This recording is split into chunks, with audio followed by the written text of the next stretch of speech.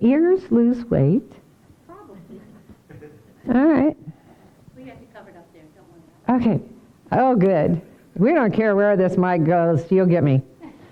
All right. Well, as mentioned last Sunday, this month we are taking a giant leap together in our intention to experience more of the love that lives in us, more of the love that loves through us, more of the love that is our true nature. That love loves everybody unconditionally all the time, because God is that love. And because God loves all of creation, no exceptions, and we are that together, we can make it our intention to be the love that loves more of the world than ever before. Without our intention to love more, we're pretty much left living with opinions that keep us from loving more. We are one inseparable life together, even though at times we may want to distance ourselves from one another. One source energy of love lives in all of us, and it is the life force that is keeping all of us alive right now, even though it doesn't appear. That love is alive in all of us.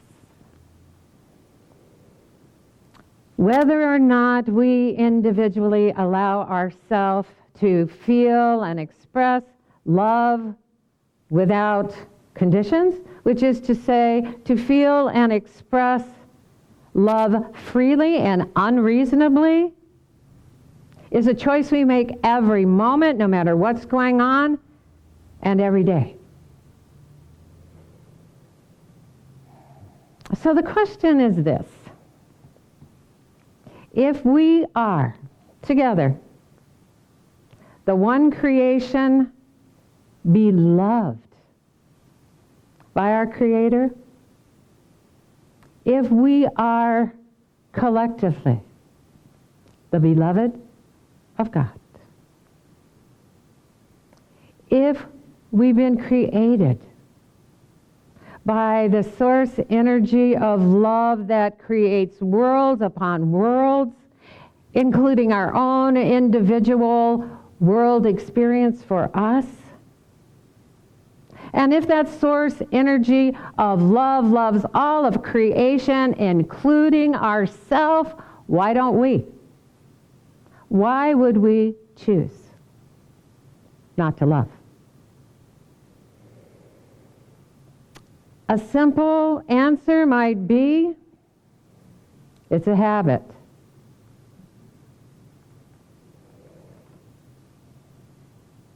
And it's a habit that we don't question, like most habits. Every habit begins with a choice to do it. And if it continues, it starts to feel so natural that we hardly notice that we're still choosing to do it. In this world of contrast, in a world where division and separation appears to be so real, it's easy for us to separate everything around us into that which is lovable or at least likable, and that which is not. In fact, it's a human habit to put all sorts of conditions on how and when and if we're willing to feel and express love for those around us. And that habit that feels so natural began within each of us the moment we placed conditions on loving ourselves. We love the world as we love ourselves. We see in the world what we see from within ourselves. The opinions we hold are like cloud cover that keep the sunshine of love from shining in us. Carl Jung wrote, "We meet ourselves time and again in 1,000 disguises on the path of life." I mean, we were born loving ourselves. I mean, we could spend hours just playing with our own toes. We giggled at the silliness around us, and we didn't take any of this seriously. But it didn't take long for us to do something that caused someone we loved to be upset with us. And even though we were just trying out being ourselves, we got the impression that there were things about us that was unlovable. And as time went on, as we tested the boundaries of being ourselves in this world, when others got upset with us as we did, we began dividing ourselves into acceptable and unacceptable parts. Not feeling whole.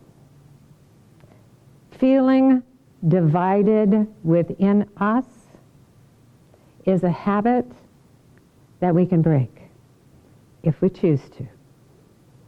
We came into this three-dimensional world on purpose, not by mistake. Not one of us is a mistake, no matter what anybody may have told us to the contrary.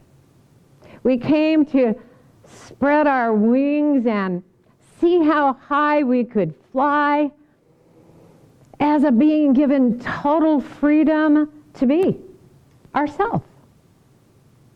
Muji wrote, "Don't worry about anything at all.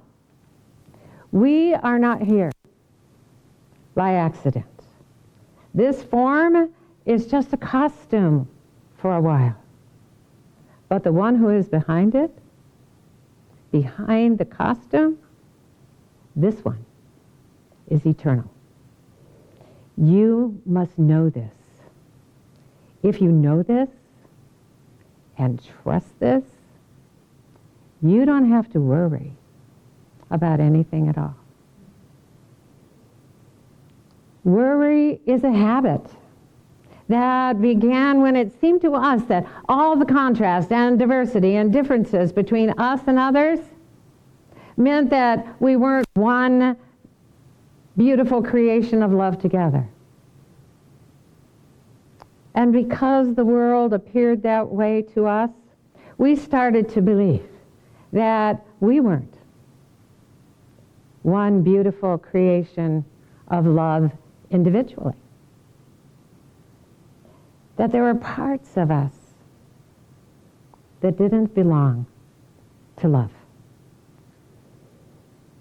We forgot that everyone here is here to spread their wings, and that there's room, infinite room, truly, for all of us to do that. And that we all have our Creator's permission and encouragement to do it. We forgot that we are here to create a joyous life.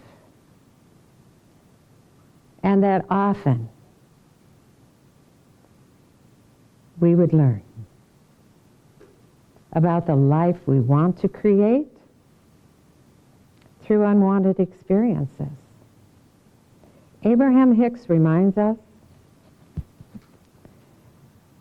when you know what you don't want, that's when the rocket of desire is born. The energy that emits it of what you do want. It just shoots out from us and into a universe that says yes. That is the fruit of your experience. It's the fruit of every experience, wanted or unwanted. We were meant to pluck that fruit and savor it and enjoy it, to visualize what we want and find the feeling place within us where it's already a reality because it's what we asked for.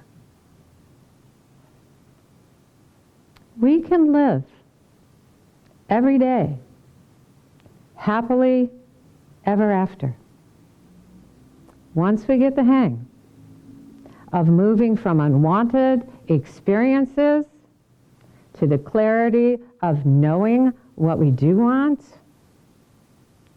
and knowing that it's okay for us to have it.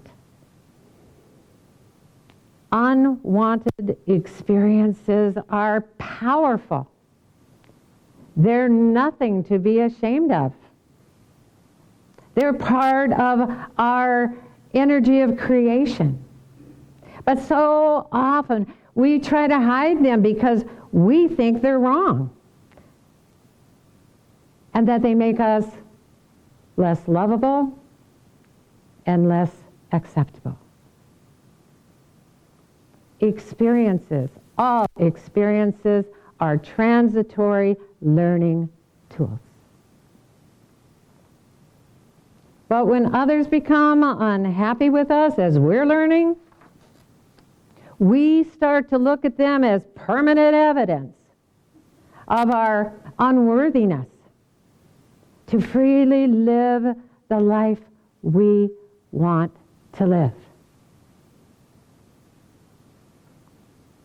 And so we try to hide those skeletons of our experience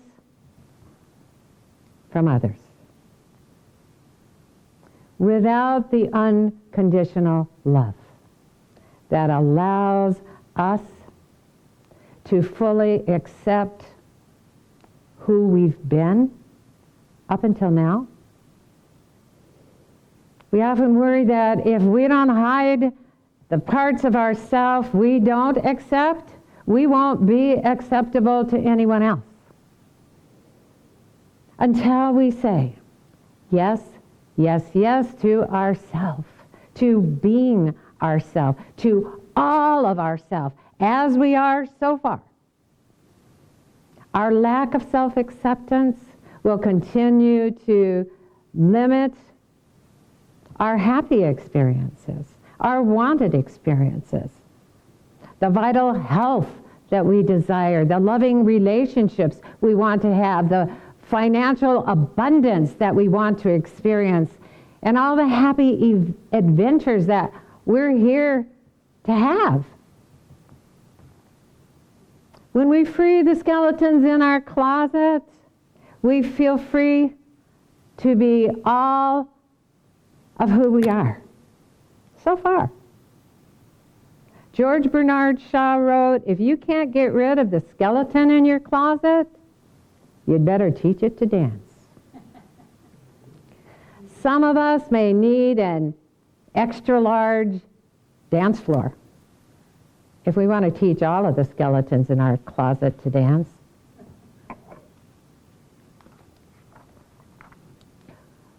We all have a past, or we wouldn't be here now.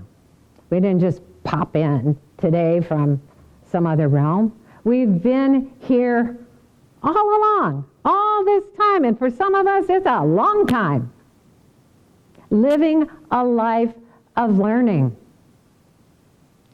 Our past whatever it was, got us to this present moment. Right here today.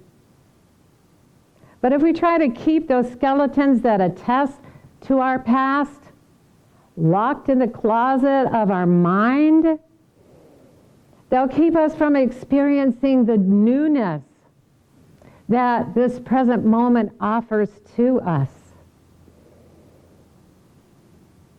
Everything that we've experienced up until now, all the wisdom of a life lived in this world,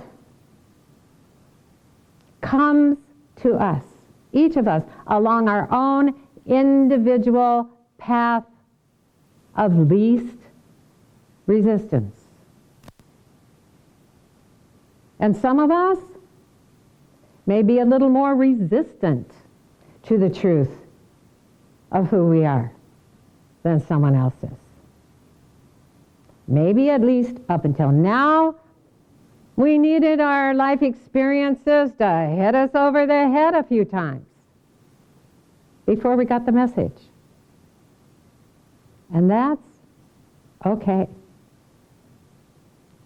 But we can't fully live in the present moment and experience the joy of being who we are now, who we've become because of our life, if we're ashamed of who we've been up until now.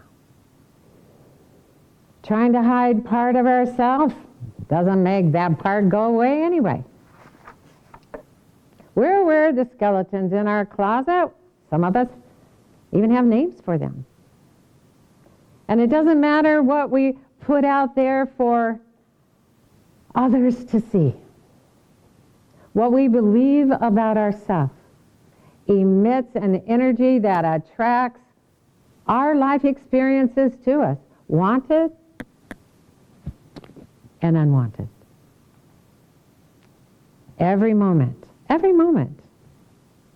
we are either emitting a positive energy that reflects our freedom to fully be who we are, right where we are,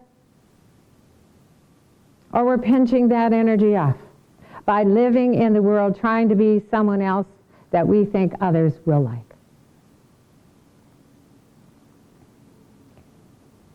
It's tiring worrying about what others think of us, don't you think? It's exhausting trying to keep what we believe are unacceptable things about ourselves hidden so that others won't discover them and think what we think they might think if they did. When we don't accept our past, if we don't accept it, that it was then, and we are who we are now because of it, we live with the urge to go back and change something that we lived. And we take on the personality of those we believe would judge us for what we did, and we do it to ourselves over and over again. We put whatever that experience was on trial again and come to the same conclusion we always have, that we were wrong in having that experience. We can't go back and relive any of our past. We can't go back and change one moment of it. But we can change the way we feel about it now and how we feel about ourselves now, and free our skeletons of blame and shame. If we want to feel our natural freedom to live as ourselves, to live as who we want to be, It's essential for us to stop worrying about what others think of us. We're not here to please anyone else in this world. We're only here to please the God of our creation. And our Creator is already pleased with us. So it's pretty much a free ride and an open space. Besides, most people are too busy worrying about hiding their own skeletons to be all that concerned about ours. Abraham Hicks tells us people will love you and people will hate you, and it will have nothing to do with you. No matter how hard anyone seems to be on others, no matter how angrily anyone points their finger and spews unloving words, we can rest assured that that one is much harder on themselves. As the saying goes, we don't see the world as it is, we see the world as we are. We either see the world through the beauty of self-love, or we see it and others in it through the ugliness of self-loathing. When love is tangled up in our judgments, it can't flow within us for ourselves. And we can only love others and see their value and goodness as we love ourselves and see our own value and goodness. We set our skeletons free by cultivating the attitude, as Terry Cole Whitaker put it, what you think of me is none of my business. It's only what we think of ourselves that matters. Because what we think about ourselves is how freely or how painfully we live as ourselves in the world. We will never live freely or expand and grow spiritually unless we open the closet door and let our skeletons go free. That doesn't mean that we have to introduce them to everybody or anybody. But what it means is that we're no longer ashamed of them or worried that they might escape and have some sort of negative effect on our life now,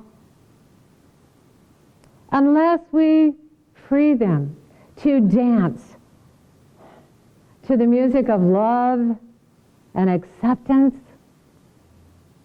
We won't experience the extraordinary wholeness and completeness of the love within us that allows us to feel free to be who we are, that wants us to be who we are. If our intention is to do our best, to live in the high vibration of self-love, if our intention is to do our best to feel as good as we can in every moment, and if our intention is to do our best to feel about ourselves as our inner being feels about us, and our inner being feels great about us in every moment because it is the God within us, then we'll be bold enough and brave enough to be all that we are so far. Namaste.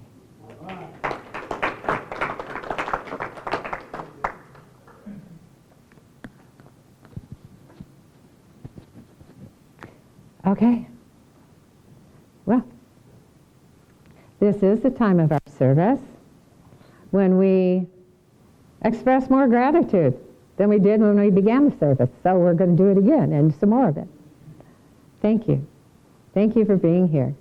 Thank you for your beautiful flexibility and just moving into a new space and looking so comfortable. That's a beautiful thing. Thank you for your love and support. And thank you, those of you who are watching live stream, for your love and support, for showing up, making a comment. We love it when you make a comment. Just say hi. Say, I'm here. Say something. And Janice loves to respond to that. So do it for Janice. And we appreciate the support you send to us, because many of you do. But if you just happen to find us this morning, or you find us later in the week, then, and if you've heard something today that you might be able to use to improve your life, this is the Life Enrichment Center to enrich your life. That's what we're all about. And if you'd like to hear more of that and feel a part of it, then there are ways. We have our ways. We've got a lot of ways. And if you don't know any of them yet, or you've forgotten many of them so far, then our treasurer, Dr. Jamie Phillips, is here to remind you. Good morning. Good morning. Okay, that was a great talk. Thank you. Thank you.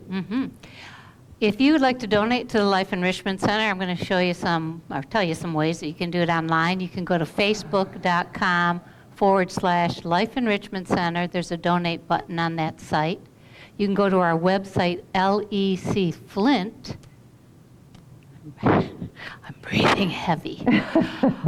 Go to our website, lecflint.com, and there's a donate button on that site. You can do PayPal, which is paypal.com. Our email address is lec2512@gmail.com, or you can send in a check to our P.O. Box, Life Enrichment Center, P.O. Box 321294, Flint, Michigan 48532. And here in the sanctuary, we'll be doing an offertory while we listen to Marcia Allen singing I Am Blessed, accompanied by Nick Calandro and Pat Cronley. And then Reverend Stephen will be back up for gratitude prayer. Thank you so much.